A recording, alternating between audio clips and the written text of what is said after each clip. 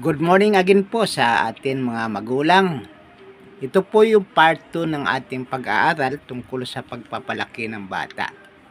Ang huli po nating napag-usapan sa part 1 ay ang tungkol sa paggabay. Napaka-importante po talaga ng paggabay.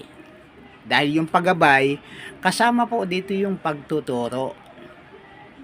Lalaki sila na matututo sa pamamagitan ng pagtuturo nino nating mga magulang. At yung pagtuturo po na yan ay isang bagay na dapat matutunan ng ating mga anak na sinabi nga doon sa talata, doon sa Kawikaan chapter 22 verse 6, ituro sa bata ang daang dapat niyang lakaran. Ibig sabihin, talagang dapat po natin yang ituturo. Hindi po natin sila hahayaang mag-isa na walang tumuturo. Kailangan sila ay matututo. Kailangan sila ay maitutuwid sa tamang buhay. Hindi po sila dapat lumaki na sila lang po ang nakakadiscover ng dapat nilang gawin. Dahil ayon sa utos ng Panginoon, ituro. Napaka-importante po yung pagtuturo sa mga bata. Napakahalaga po yan. Ano po ang mga dapat ituro? Ituro natin sa kanila ang tamang disiplina, ang tamang paggalang, ang tamang pagrespeto, ang tamang pagbibigay ng pagpapahalaga sa mga taong nakakatanda sa kanila.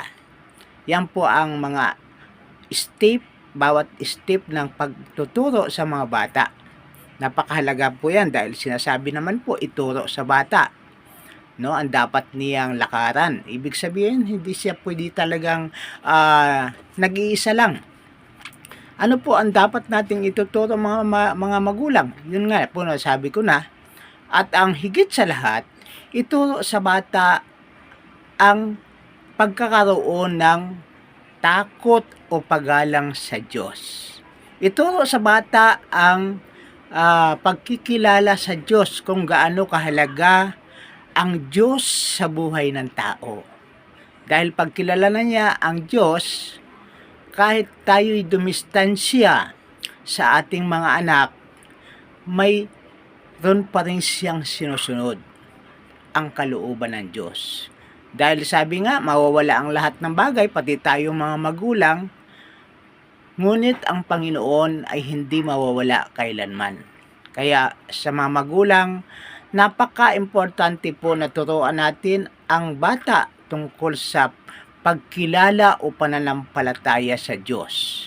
Yan po ang dapat nating gawin sa ating mga anak upang lumaki sila na tunay na may takot at disiplinadong tao. Dahil ang isang bata na may kinikilalang Diyos ay takot gumawa ng masama, takot gumawa ng kasalanan. Kaya ilagay po natin sa kanilang isip na kahit wala tayong, may Diyos na nakatanaw at Diyos na gumagabay sa kanila upang sila ay magiging isang mabuting tao hanggang sa kanilang paglaki. Yan po yung ating part 2. Hindi ko po gaano mahahabaan yung ating message dahil limitado po ang ating oras pagdating sa Facebook. Okay lang po sa video o sa YouTube. Dito po limitado po tayo. Kaya ito po yung part 2 natin. Kaya muli po, magandang umaga po sa ating lahat at dadako po tayo sa part 3. Kaya subaybayan po natin. Marami pong salamat sa ating lahat. God bless us all po.